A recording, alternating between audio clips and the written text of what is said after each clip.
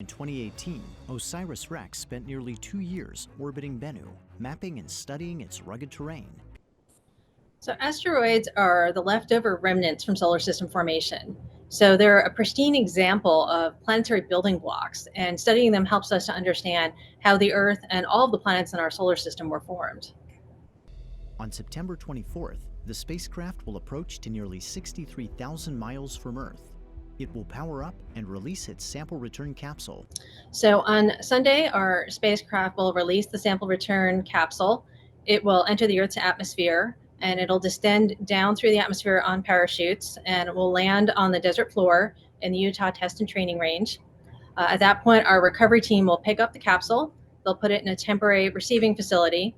And the next day, it flies to the Johnson Space Center, where it'll be opened up in a clean room, and all those samples will be processed and curated. And about 25% will be sent out to scientists around the world for study. And all that rest of it will be archived for future use in experiments we haven't even thought of yet. The capsule will streak into the atmosphere at a blistering 27,000 miles per hour.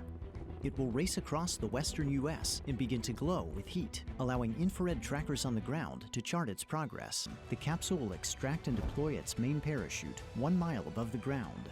It will make its final descent. After ground teams retrieve the capsule, the Bennu samples will be taken to NASA's Johnson Space Center in Houston, Texas. The sample canister will be opened in the Astromaterials Acquisition and Curation Facility, and the samples will be curated, distributed, and studied for decades to come. So OSIRIS-REx launched in 2016. It took about 2 years to catch up to Bennu and to get into orbit. And then we spent about 2 years mapping the surface down to the finest detail, the smallest pebbles, looking at composition, and basically trying to find that safe place where we'd be able to grab a sample. And then we spent some time very carefully rehearsing getting that sample, where we first would match the asteroid's rotation and then very slowly descend to the surface. When we collected the sample, we very quickly touch the surface, collect the sample, and back away. After we had that, we took the sample in October 2020. We left in a couple months later, and it took all the rest of that time to come back to the Earth for what we'll see on Sunday. OSIRIS-REx is NASA's first asteroid sample return mission. It launched in September 2016 on a journey to explore a near-Earth asteroid called Bennu, carrying out its primary science objective. On October 20th, 2020, the spacecraft ventured to a small crater in the asteroid's northern hemisphere. It dodged jagged rocks and towering boulders and plunged its arm into the loose surface, excavating 6 tons of debris while collecting about 250 grams of material. OSIRIS-REx stowed its bounty and closed its sample return capsule. So our laboratories here on Earth are far more sophisticated than anything we could fly in our spacecraft.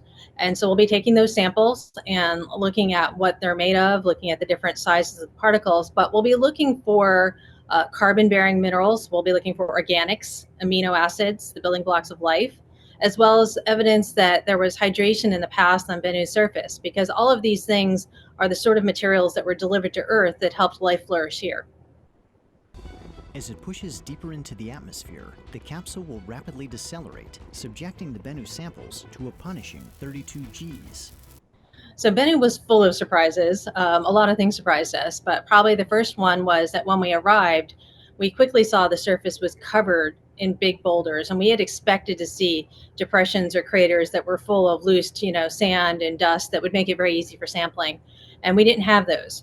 So we had to very carefully rethink how we would do the sample to be able to get down between these boulders and very carefully pick up a sample.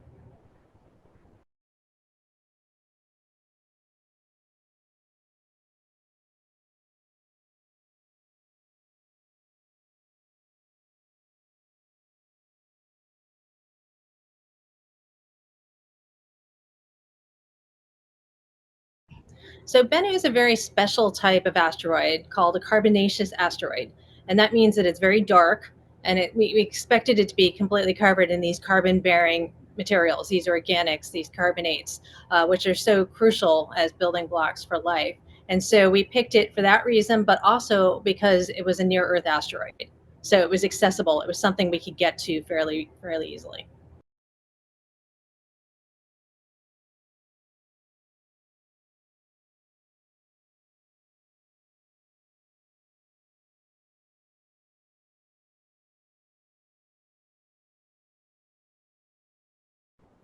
We had a number of challenges in doing the sample return. We had to, of course, match the asteroid's rotation rate so that when we tried to touch, we weren't just spun off into space. But another challenge we faced was that our sample actually has contact sensors.